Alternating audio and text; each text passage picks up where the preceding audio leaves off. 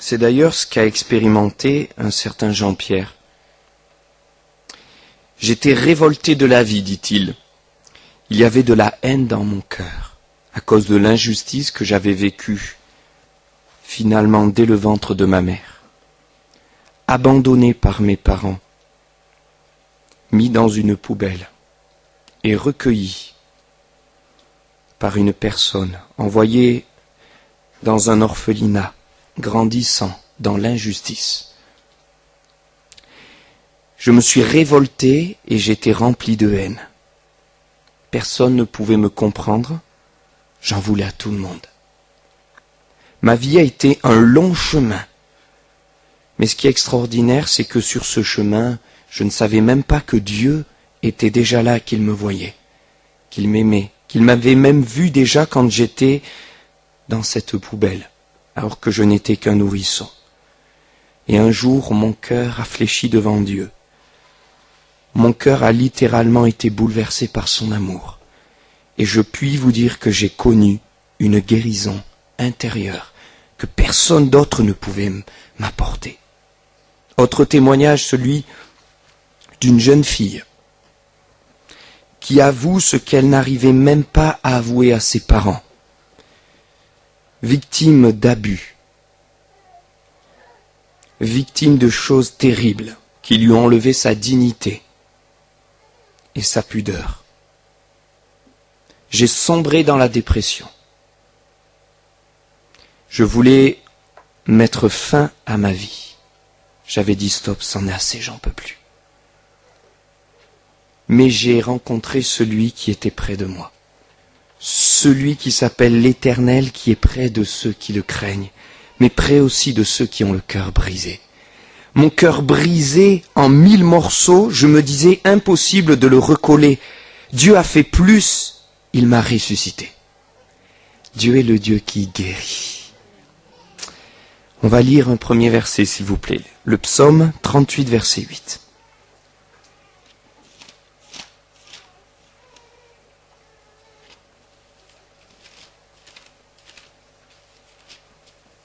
Psaume 38, verset 8. Voilà ce qu'un homme a pu dire. Car un mal brûlant dévore mes entrailles. Il n'y a rien de sain dans ma chair. Je suis sans force, entièrement brisé. Le trouble de mon cœur m'arrache des gémissements. Si quelqu'un doute que Dieu sait que l'on peut souffrir, si quelqu'un doute que Dieu peut connaître les souffrances du passé, ou alors des choses qui n'ont pas été réglées, des injustices qu'on a vécues, sachez, regardez, Dieu le sait. Dieu le sait. Regardez aussi ce verset qui s'affiche maintenant, parce qu'il y en a beaucoup dans la Bible. Des hommes et des femmes qui expriment ce qu'il y a dans leur cœur, c'est Dieu qui l'inspire, pour nous montrer qu'il sait, qu'il voit. Psaume 69, verset 20. Seigneur éternel, tu connais mon opprobre, ma honte, mon ignominie. Tous mes adversaires sont devant moi. L'opprobre me brise. J'ai mis entre parenthèses, littéralement me déchire le cœur.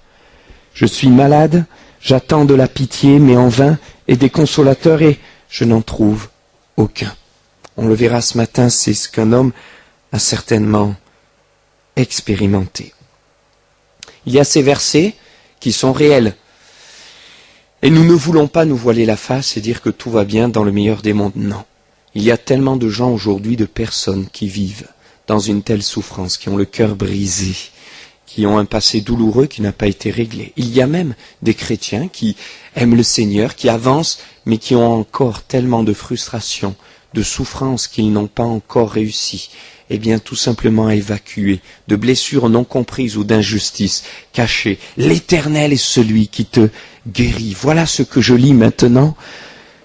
Psaume 147, verset 3, regardez avec moi. Il guérit, et il guérit ceux qui ont le cœur brisé. Il pense leurs blessures et littéralement, il bande les blessures, il les assainit, il nettoie les blessures de leur âme. Lisez avec moi aussi. Cette fois-ci, on ouvre la Bible encore dans Ésaïe, chapitre 61.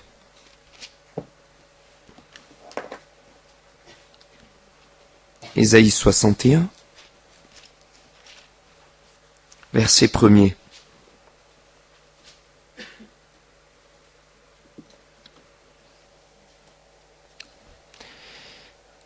L'Esprit du Seigneur, l'Éternel est sur moi, car l'Éternel m'a oint pour porter de bonnes nouvelles aux malheureux.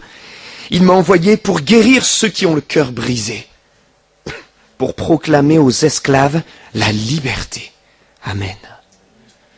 Ce verset est réitéré dans le Nouveau Testament, parce que quelqu'un me dira, mais c'était loin, c'était dans l'Ancien Testament, c'est il y a tellement d'années. Non, dans le Nouveau Testament, quand Jésus vient, alors qu'il est là dans la synagogue, premier texte qu'il lit en prenant, les lettres, c'est celui-ci, l'Esprit de l'Éternel m'a oint pour annoncer de bonnes nouvelles et pour guérir ceux qui ont le cœur brisé. Je crois que ce matin, c'est une bonne nouvelle que Dieu guérit les cœurs brisés. C'est une nouvelle qui est plus qu'une nouvelle humaine, c'est une promesse que Dieu veut donner. Psaume 34. Verset 18, ensemble, s'il vous plaît.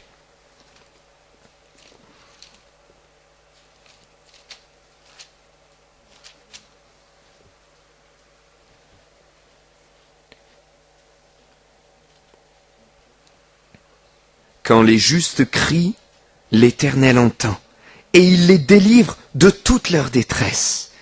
L'Éternel est près de ceux qui ont le cœur brisé. Il les sauve, oui, il sauve ceux qui ont l'esprit dans l'abattement. Amen.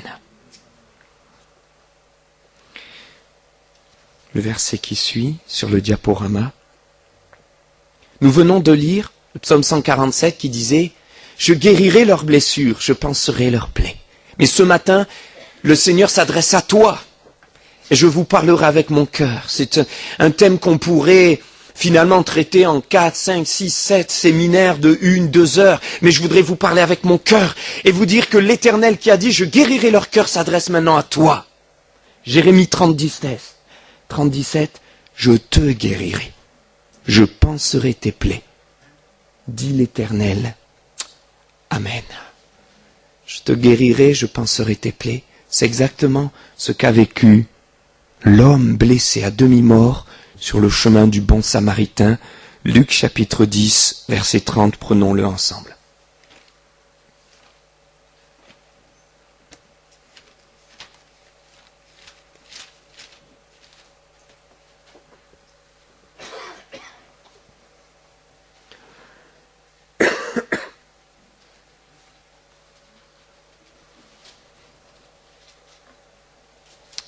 Maintenant que tout le monde a le texte, je voudrais juste vous dire quelque chose d'important avant de le lire ensemble et de le méditer. Il y a dans cette salle, ce matin, plusieurs catégories de personnes. Nous sommes tous là ensemble, mais le Seigneur est présent aussi. Il y a ceux qui diront, j'ai entendu déjà 2 témoignages en introduction, ils m'ont bouleversé, c'est ce que j'ai vécu, ce message il est pour moi. Il y a ceux qui diront, ce message n'est pas tellement pour moi puisque je n'ai jamais vécu de grandes blessures particulières, j'ai eu une enfance plutôt heureuse, je n'ai pas trop à me plaindre. Il y a ceux qui diront, j'ai un peu souffert, mais peut-être pas autant que ceux qui ont souffert à l'extrême comme ces témoignages d'abus ou de violence extrême. Et ça me concerne un petit peu. Je voudrais vous dire, mes frères et sœurs, mes amis, ce message nous concerne tous. Et j'ai découvert dans la parole, et au fur et à mesure aussi de ma marche avec Dieu, et j'ai tellement encore de chemin à faire, que nous avons tous besoin de guérison intérieure. Zacharie nous dit, le prophète au chapitre 8, verset 8, de la part de Dieu, je ramènerai le peuple, je le guérirai, et alors ils seront mon peuple.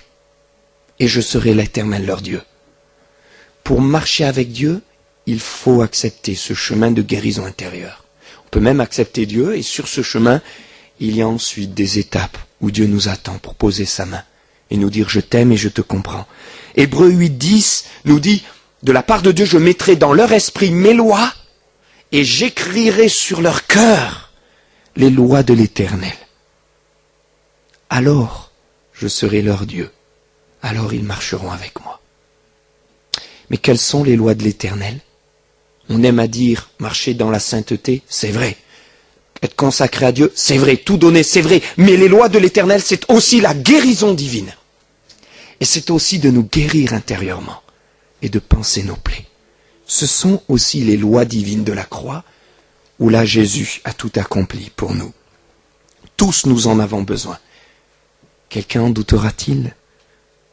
Il y a des gens qui ne s'aiment pas beaucoup. Vous ne le savez peut-être même pas, mais ça veut dire que vous avez besoin d'une guérison intérieure. Il y a des gens qui passent régulièrement par des angoisses. C'est devenu un trait de caractère, même diront-ils. Moi, je suis comme ça, désolé. C'est aussi qu'ils ont besoin d'une guérison intérieure. Il y a des gens qui ont de l'amertume. Ils ne savent même pas pourquoi, mais ils savent au fond d'eux qu'il y a cette amertume qui est là, latente. C'est que vous avez besoin de guérison intérieure. Il y a des gens qui diront, je ne comprends pas, j'ai une instabilité d'humeur. Je sais qu'il y a la médecine, je sais qu'il y a la psychologie. Moi, je crois que Dieu, c'est le plus grand des psychologues. Et c'est lui qui guérit l'être, le corps, l'âme et l'esprit. Il y a ceux qui diront, moi, j'ai un caractère têtu. Oui, on peut avoir une personnalité, mais derrière, quelles sont ces frustrations qui t'amènent toujours à t'opposer? Tu as besoin de guérison intérieure. Il y a des gens qui ont toujours l'impression qu'on les rejette, que personne ne les aime. Peut-être des fois c'est vrai, mais il y a aussi cette réalité, c'est que tu as besoin d'une guérison intérieure. Il y a des gens qui sont sans cesse dans l'agressivité. C'est qu'ils ont besoin d'une guérison intérieure. Avant même de les juger, mes frères et sœurs, réalisons qu'ils ont besoin de la main de Dieu qui guérit. Il y a des gens qui se renferment, qui se mettent chez eux. Je pense au témoignage d'une jeune fille qui était tombée en dépression. Personne ne s'en était rendu compte jusqu'à ce qu'au dernier moment, quelqu'un lui sauve la vie. Un vieux papy qui passait par là et qui a tapé avec sa canne. Il connaissait de loin cette jeune fille, il a appelé, les pompiers sont venus, ils ont ouvert la porte. Elle souffrait tellement intérieurement. Il n'y avait pas de mots physiques, c'était intérieurement qu'elle s'était cloîtrée. Elle avait fermé les volets, elle ne sortait plus de chez elle et tout le monde croyait qu'elle ne vivait plus là. Mais elle était là. Depuis des semaines et des semaines. Elle ne mangeait presque plus, elle était au bord de la mort. Mais elle a été sauvée, peut-être parce qu'il y a quelqu'un qui est venu. Et avec le peu de force qui lui restait, il a tapé à la porte. Ça nous enseigne aussi, nous, pour aider ceux qui sont sur le chemin. Nous avons tous besoin d'une guérison intérieure. Elle est primordiale. Certains me diront, parfois on entend parler de la guérison physique uniquement. Je dis gloire à Dieu pour la guérison physique, mais la guérison intérieure est plus importante. Et je n'ai pas peur de le dire. Parce que vous pouvez être guéri physiquement, si vous n'êtes pas sauvé. Vous êtes guéri pourquoi? La guérison intérieure est primordiale. Elle est avant. Parce que quand je vois le paralytique, un homme qui ne peut pas marcher, imaginez, il ne peut pas marcher à tel point que ce sont 4 hommes qui le prennent et qui l'amènent par le toit vers Jésus. Alors là, c'est encore un enseignement extraordinaire de persévérance. Mais quand ces gens font ça, cet homme se retrouve au pied de Jésus. Et là, Jésus lui dit quoi? Je veux te guérir, j'ai vu ta souffrance depuis 38 ans. Non, non, non. Il lui dit, tes péchés te sont pardonnés. Mais l'étonnement du peuple, mais Jésus, enfin, tu pardonnes ses péchés, mais c'est de guérison qu'il a besoin. Regarde, il peut même pas marcher, il peut pas bouger les bras, il n'a jamais pu boire un verre d'eau tout seul. Il ne peut pas aller aux toilettes tout seul. Quelle dignité pour un homme. Jésus nous dit là, non, mes frères, mes amis, mes enfants, écoutez bien, c'est la guérison intérieure. La guérison de l'âme, le salut de l'homme, le plus important. Voilà pourquoi Jésus lui dit d'abord, tes péchés te sont pardonnés. Et ensuite, les gens ont interpellé, Jésus dit, maintenant va. Mais il posera une question. Alors que Jésus va le guérir intérieurement et physiquement, Jésus dira à ces gens qui se questionnent autour, mais qu'est-il plus facile de dire? Lève-toi et marche, ou que tes péchés sont pardonnés? À votre avis, vous avez déjà réfléchi à cette question? C'était quoi pour Jésus le plus facile? Comment Jésus a fait pour faire en sorte qu'il marche? Il a fait un séminaire de 21 jours de jeûne et prière? Non. Il lui a dit quoi? Lève-toi et marche. Prends ton lit et va dans ta maison. Une parole de Jésus suffisait.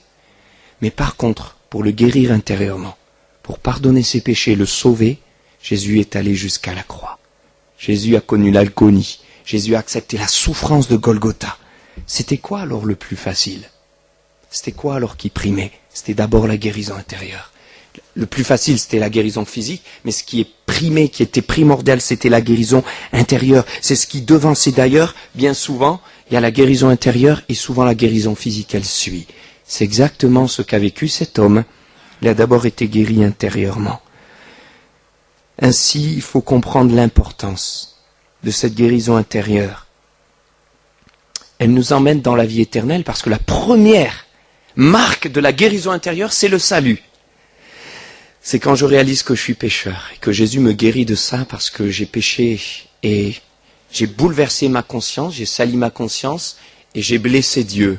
Et quand Dieu me dit déjà je te pardonne, c'est extraordinaire. Mais ensuite il y a bien des plaies à renfermer qui sont là et nous sommes sur le chemin. Luc 10, 30 s'il vous plaît. Jésus reprit la parole et dit, un homme descendait de Jérusalem à Jéricho. Il tomba au milieu des brigands qui le dépouillèrent, le chargèrent de coups et s'en allèrent, le laissant à demi-mort. Un sacrificateur qui, fortuitement, descendait par le même chemin, ayant vu cet homme, passa outre. Un lévite qui arriva aussi dans ce lieu, l'ayant vu, passa outre. Mais un samaritain qui voyageait, étant venu là, fut ému de compassion lorsqu'il le vit. Il s'approcha et banda ses plaies, en y versant de l'huile et du vin. Puis il le mit sur sa propre monture, le conduisit à une hôtellerie et prit soin de lui. Le lendemain, il tira 2 deniers, les donna à l'hôte et dit « Aie soin de lui, et ce que tu dépenseras de plus, je te le rendrai à mon retour. » Lequel de ces 3 te semble avoir été le prochain de celui qui était tombé au milieu des brigands, dit Jésus. C'est celui qui a exercé la miséricorde envers lui, répondit le docteur de la loi. Et Jésus lui dit, va et toi, fais de même. Amen. Un homme descendait. Un homme. Derrière le mot homme, bien souvent dans la Bible, il n'y a pas le genre, la notion de masculin. L'homme, un homme descendait, une femme, un jeune homme, jeune fille, descendait de Jérusalem à Jéricho, descendait. Cela me fait penser à un chemin.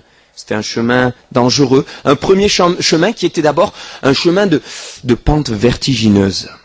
Mais il ne le savait pas. Il descend de Jérusalem à Jéricho, Jérusalem qui symbolise vraiment la présence de Dieu. C'est la ville du Seigneur. La Jérusalem céleste, lorsque tout sera détruit, Jérusalem ne sera pas détruit. Il y aura la Jérusalem céleste, la présence de Dieu.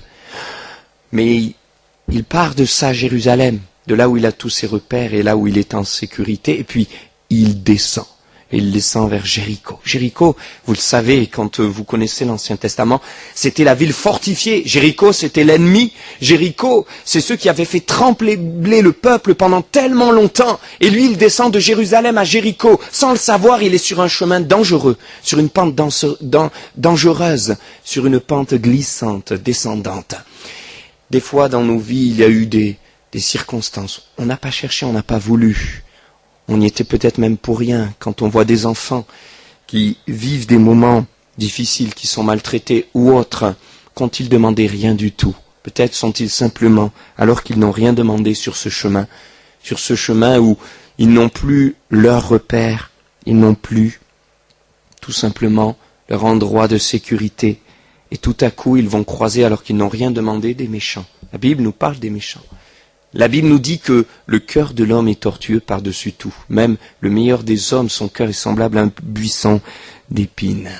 Et que dire lorsqu'on regarde les informations, que je n'ose même pas nommer, je n'ose pas même nommer tout ce que j'entends, je vois, ces viols collectifs, ces choses abominables. Je me dis que l'homme peut être pire qu'un animal.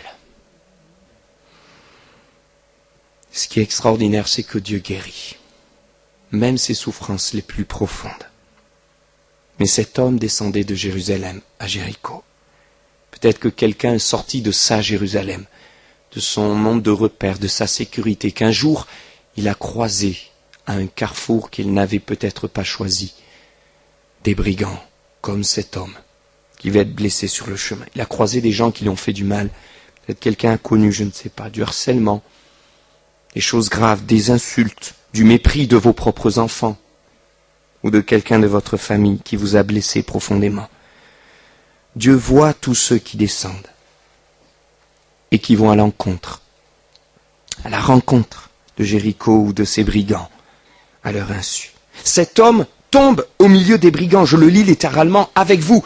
Cet homme descend de Jérusalem à Jéricho et il tombe au milieu des brigands. Il tombe. Vous voyez, il y a cette notion de tomber à terre, tomber au milieu. Il n'avait pas juste des brigands à droite à gauche, mais imaginez, vous êtes au milieu d'une bande qui va vous frapper, qui va vous faire du mal, qui va vous blesser, jusqu'à essayer de vous tuer. Il pouvait essayer de se relever, aller tout droit, il y avait quelqu'un, aller derrière, et il y avait un forcené, aller à gauche, il y avait encore un brigand, à droite un autre qui lui mettait un coup. Il n'y avait pas d'issue, il était au milieu. Quand on tombe au milieu, comme ça d'un piège, on n'avait pas prévu, on n'a rien demandé, on n'a pas imaginé, et on crie à l'injustice et on ne comprend pas. Et lorsqu'on tombe au milieu des brigands comme cela, on se dit, mais c'est injuste. Où étais-tu, Dieu? Que faisais-tu, toi qui es tout-puissant selon ce que ta parole dit? Et Jésus veut te dire que lui-même a été au milieu des brigands. La parole de Dieu me dit que Jésus a été crucifié entre deux brigands. Et j'ai même envie de dire plus que entre deux brigands, derrière et devant, il y avait tous ceux qui l'insultaient. Il y avait les soldats romains, mais il y avait la foule qui regardait. Et il y avait plus que cela, il y avait les générations et les générations de gens qui pécheront et qui auront participé à sa crucifixion. Parce que lorsque Jésus meurt, il ressent ce que tu as souffert. Toutes tes souffrances, toutes tes pensées, toutes tes injustices, toutes tes colères, tous tes péchés. Tout ce que tu as vécu, Jésus l'a senti, vécu et porté au bois de la croix, l'a crucifié entre deux brigands. Cet homme à demi-mort au milieu des brigands. Mais qui est là? Qui va m'aider? Qui m'entend? Jésus était là quand tu as souffert. Qu'as-tu fait? Jésus a pleuré. Et la liberté de l'homme fait que il y a tant de drames. Mais la puissance de Dieu fait qu'il y a des guérisons, des résurrections pour tous ceux qui traversent ces moments-là. Il tombe au milieu des brigands. Peut-être tu es au milieu de tous tes soucis. Tu as que des portes fermées, à droite, à gauche. Tu essaies de t'en sortir, tu n'y arrives pas. C'est peut-être en ce moment, Jésus est allé au milieu des brigands pour te rendre libre et faire exploser toutes les portes des prisons. Tombant au milieu des brigands, la Bible nous dit qu'ils l'ont ensuite dépouillé. Ils lui ont enlevé tous ses vêtements. Qu'y a-t-il de plus terrible que quelqu'un qui vit ces atrocités, où on enlève sa dignité et on enlève ses vêtements. Et il se retrouve à nu, humilié, et en plus persécuté. J'ai entendu le témoignage d'une jeune fille qu'on avait connue avec Marilyn en centre de vacances, et une ado qui avait vraiment une énorme agressivité, mais qui a pu tout simplement un jour ouvrir son cœur dans une réunion où il y avait vraiment la présence du Saint-Esprit. Elle était bouleversée. Elle a ouvert son cœur et elle a avoué ce qui lui était passé. On avait tellement attenté à sa pudeur, on lui avait fait tellement de mal que elle s'était sentie dépouillée plus que de ses vêtements, dépouillée de sa dignité, dépouillée de sa pureté. Et en plus de cela, elle se culpabilisait. Je voudrais vous dire que Jésus, même ces souffrances-là, il les a prises. Parce qu'il a accepté qu'on le dépouille. Je ne sais pas si vous vous êtes déjà imaginé.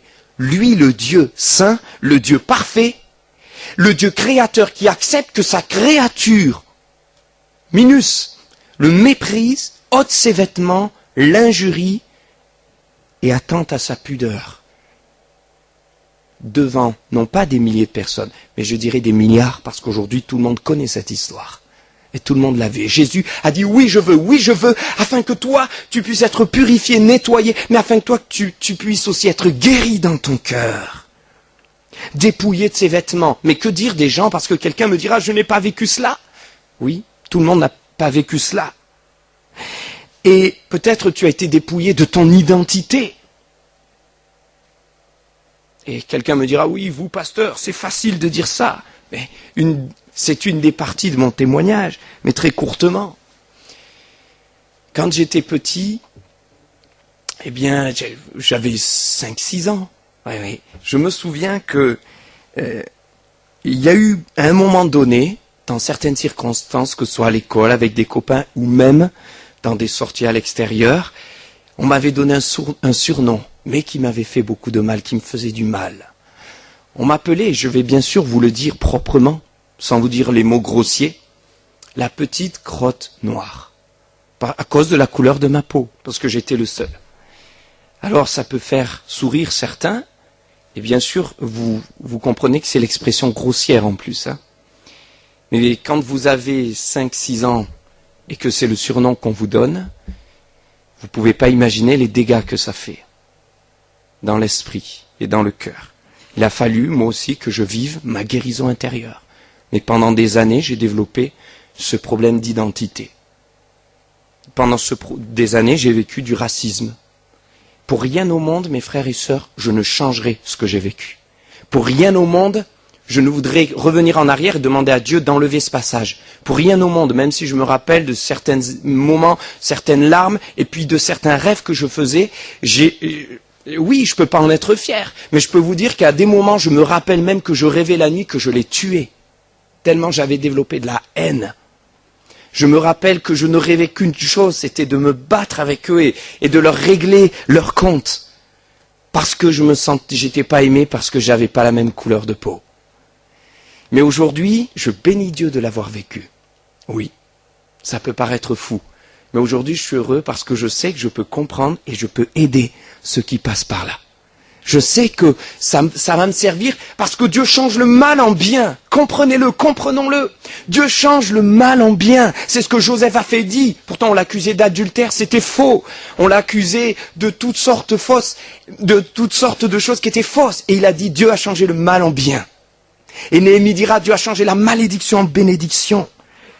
Peut-être quelqu'un, on l'a dépouillé de son identité. On l'a dépouillé de sa vie. Parce que peut-être que tes parents ne sont plus là. Je me rappelle du témoignage de Yanis Gauthier, on est allé à Cahors. Et alors qu'il n'a pas eu de parents, puisque ses parents l'ont abandonné, il a été placé chez sa belle-mère. Et c'était pas son repère, parce qu'en plus, il a été battu. Et il avait une perte d'identité. On lui avait volé sa jeunesse, son enfance. Mais lui aussi a connu une guérison intérieure, une résurrection. Vous pouvez le vivre. Jésus, on n'a pas cessé, d'essayer de lui voler son identité, de le dépouiller. Rappelez-vous, la plupart des questions, c'était quoi? Qui es-tu? Mais qui est-il? Mais dites-moi qui est-il? Tu es le roi des Juifs? Non, tu n'es pas le roi des Juifs. La pancarte, il est le roi des Juifs. Non, c'est pas le roi des Juifs. Oui, c'est lui. Qui es-tu? Mais qui es-tu? Il explique. Mais qui es-tu? À la fin, Jésus dit, stop. Il parle même plus. Vous imaginez que sans cesse tous les jours, quelqu'un vous dit, mais qui es-tu? Je m'appelle un tel. T'es sûr? Et le lendemain, la même chose. Mais tu es sûr? Mais tu es bizarre. Mais tu viens d'où? Dépouillé de son enfance. C'est vrai qu'on ne peut pas vous rendre votre enfance. Mais je le disais, Dieu change le mal en bien. Et il peut se servir des souffrances de l'enfance, des blessures, des choses qu'on a vécues douloureuses pour faire de nous quelqu'un de plus fort. Quelqu'un qui pourra aider, même dans des circonstances qu'il n'aurait pas pu. On vous a peut-être enlevé le droit de vivre dignement. On vous a peut-être enlevé un proche, quand on nous enlève un proche aussi. L'injustice. La santé. T'a-t-on dépouillé de ta santé alors que tu n'avais rien demandé? Nous avons un couple d'amis qui a vécu un drame. Ils sont chrétiens, ils s'attachent à Dieu et croyez-moi, c'est leur source de vie chaque jour. Et il y a eu un drame au moment de la naissance, un imprévu, alors que tout allait bien, même pendant la grossesse, etc. Et la petite est maintenant, en tout cas au dire des médecins, handicapée à vie, avec un retard mental, un retard physique, un retard de développement moteur. Et il y a eu un moment de tristesse, de révolte, d'incompréhension. C'est normal de passer par là. Arrêtons de nous prendre pour des superman. C'est normal. Mais par contre, il y a une solution. Et là, il faut accepter d'entrer sur le chemin de la guérison. Et Dieu nous y invite, il nous prend la main, disons, tu as peut-être été, oui, dépouillé sur le chemin, je suis là, moi, pour te prendre la main. Parce que j'ai vécu tout cela. Alors ils l'ont dépouillé, ils l'ont même chargé de coups. Des coups physiques. Comme lorsque cette dame disait à mon épouse, je suis tombée dans les escaliers. À chaque fois qu'elle revenait avec des bleus. Et elle le savait puisqu'elle travaillait dans le social et elle a tout fait pour l'aider. Et elle n'osait pas dire la vérité. des coups physiques, des coups moraux, quand on a vécu des coups au moral. Ça peut être moral. Les mots, vous savez, le poids des mots. Il y a un verset, on le verra tout à l'heure, c'est le Proverbe 12 qui dit, mais que la langue légère, elle blesse comme un glaive. Alors, facile de dire, oh, c'est mon expression, je suis comme ça, il n'a qu'à accepter. Non, les paroles blessent. Et en plus, Dieu, à cause de cela, nous a dit, chacun devra rendre compte pour lui-même devant Dieu de chacune des paroles prononcées. C'est pour cela qu'il faut faire attention aux paroles que l'on prononce. Mais quand on a entendu ces mots, tu es nul. Excusez-moi les expressions que je vais prendre, je vais peut-être vous bouleverser, mais c'est fait exprès parce que c'est ce qu'on entend. Tu ne vaux rien. Personne ne t'aime. Quand un enfant entend ça pendant 10 ans dans sa vie, il a vraiment besoin d'une guérison intérieure pour comprendre que si, il a de la valeur aux yeux de Dieu. C'est pas simplement quelques mots qui vont changer les choses, mais c'est vraiment une guérison intérieure. Quand on entend comme quelqu'un que je connais, bien sûr que je ne citerai pas par pudeur et respect, tu es une erreur. Personne n'a voulu que tu sois là. Alors maintenant, ne nous embête pas. Débrouille-toi. Sois dans le silence. Tu es une erreur. C'est faux. Le psaume 139 nous dit que quand on était dans le ventre de notre mère, Dieu le savait. Dieu nous voyait. David le dit, mais c'est valable pour nous tous. Alors, il a reçu des coups, cet homme, et c'est vrai qu'on peut recevoir toutes sortes de coups. Je voudrais vous dire, nous rappeler que Jésus a reçu des coups aussi. Les coups que Jésus a reçus, dans tous les sens du terme. Oui, que penser? La maltraitance, de l'inceste et tout cela. Et pire encore, ces hommes, alors qu'ils viennent de dépouiller, de charger de coups cet homme, qu'est-ce qu'ils font? Ils s'en vont. Ils s'en allèrent, comme si de rien n'était. Comme les frères de Joseph qui se mettent à manger alors qu'ils l'ont mis dans un puits et ils le font dormir là avant de le vendre et qu'ils se sont dit tuons-le avant. Mais ils l'avaient déjà dans leur tête tué. C'est pas grave, la lâcheté, l'irresponsabilité, le fait de ne pas assumer. Et ce qui peut faire grandir la colère, c'est que ils l'ont laissé à demi-mort. Quelqu'un me dira, il était à demi-mort. Demi-mort, ça veut dire demi-vie. Il y a encore un petit peu de vie. Il y a un peu d'espoir. D'ailleurs, il y a un verset qui dit, tant qu'il y a la vie, il y a de l'espoir. Oui, c'est vrai. Mais attention, c'est peut-être pas ce que dirait Jean-Pierre. Ni Monsieur D.M. Je peux pas dire révéler. Mais ces hommes disent, témoignage, j'aurais préféré mourir plutôt que de vivre et en fin de compte d'essayer de survivre chaque jour avec ce fardeau insupportable. Eh oui, chaque jour. Ils l'ont laissé à demi-mort. C'est comme ça que certains vont jusqu'à sauter la vie, en disant j'en peux plus. J'en peux plus, je peux plus vivre, ça devient insupportable. Mais Jésus est allé jusqu'au bout. Jésus est allé jusqu'au bout de la mort.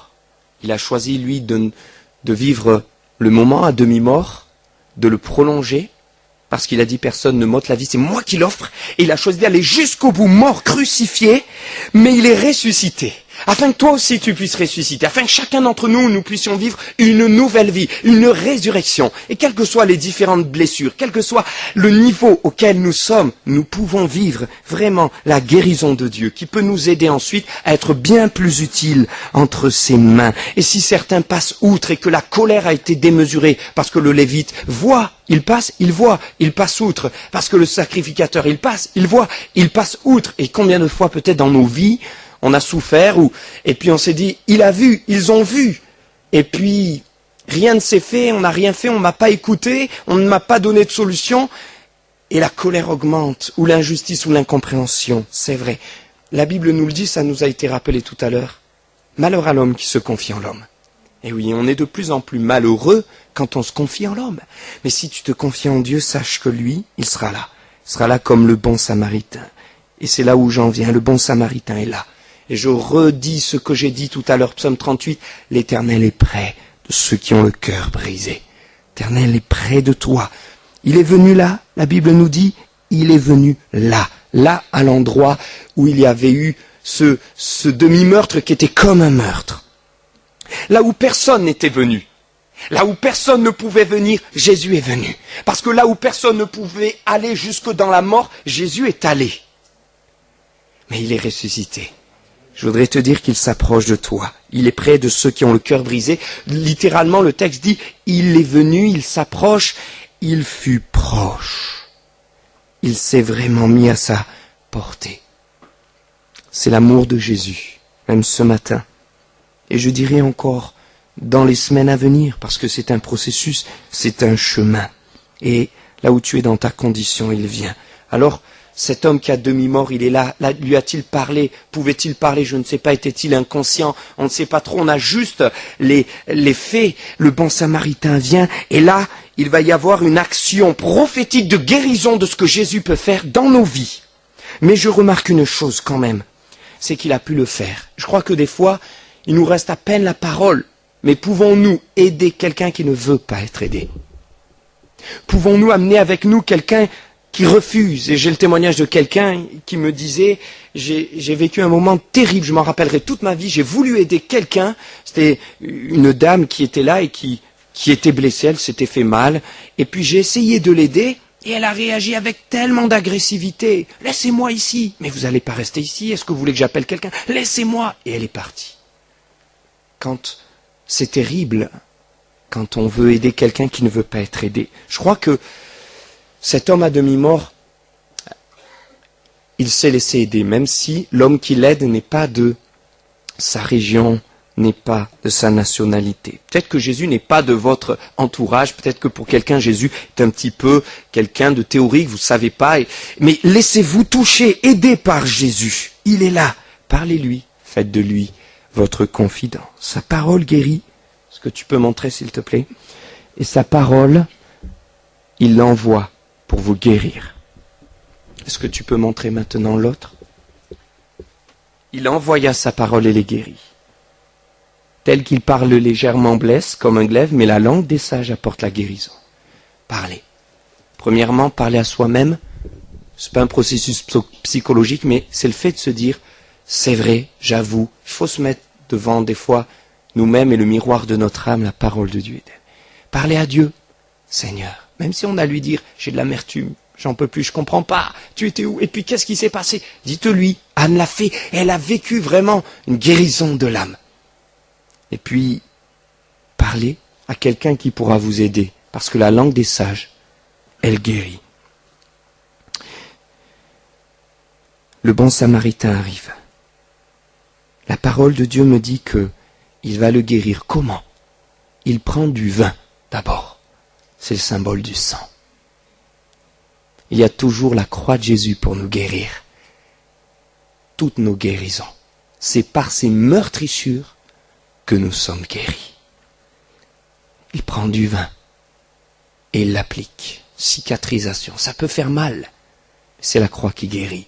Réalisez que Jésus a tout accompli.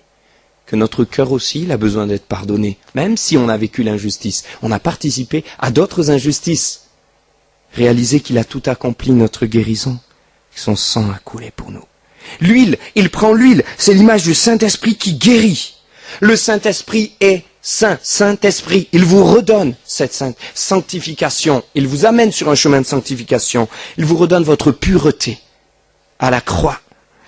Le Saint-Esprit est appelé le consolateur, il vous console. Le Saint-Esprit, il sera avec vous. Jésus a dit, je m'en vais, mais vous ne serez pas seul. Le Saint-Esprit sera avec vous, ce qui fait qu'à chaque endroit où vous allez, Jésus sera avec vous par le Saint-Esprit. À chaque endroit où vous allez travailler, il sera avec vous. Chaque moment que vous passerez, il sera là. Vous ne serez jamais plus seul. Le vin qui guérit, qui purifie, l'huile qui guérit, et ensuite les bandes qui symbolisent le pardon, la paix que Jésus met. Mais rappelons-nous qu'il faut d'abord qu'il y ait l'huile et le vin avant qu'il y ait les bandes.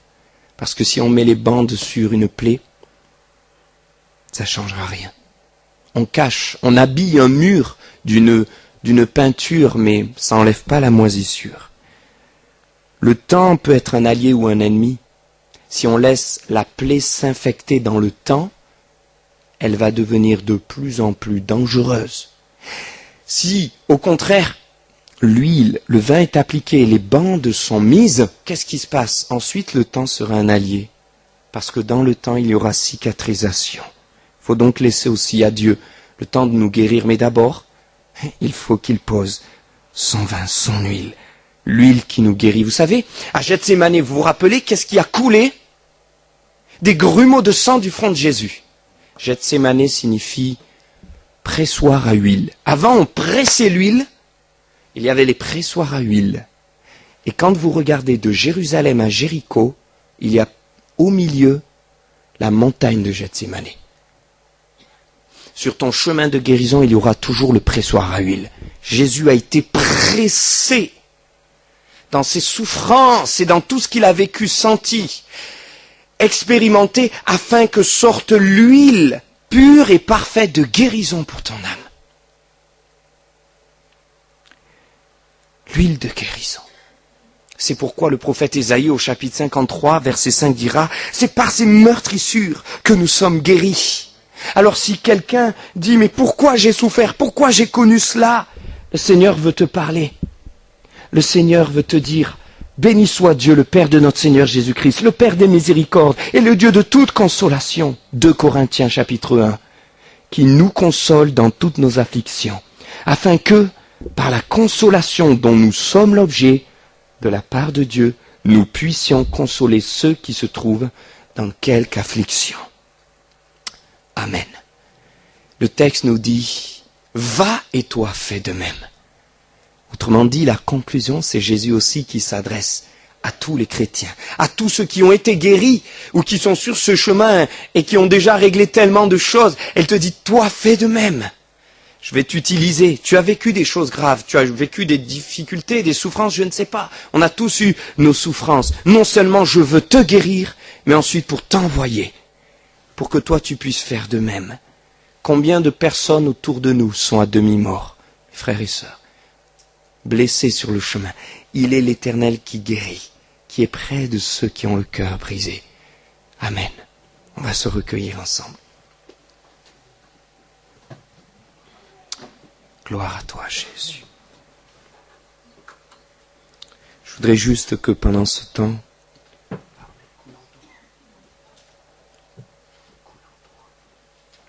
on puisse réfléchir, voilà, quelques instants dans le silence.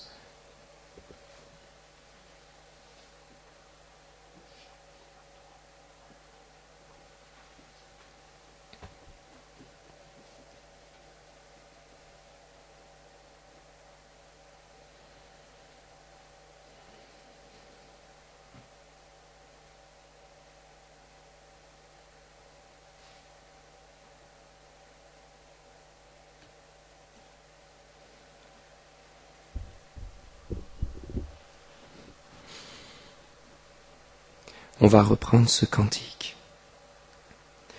Je vais demander vraiment à tout le monde,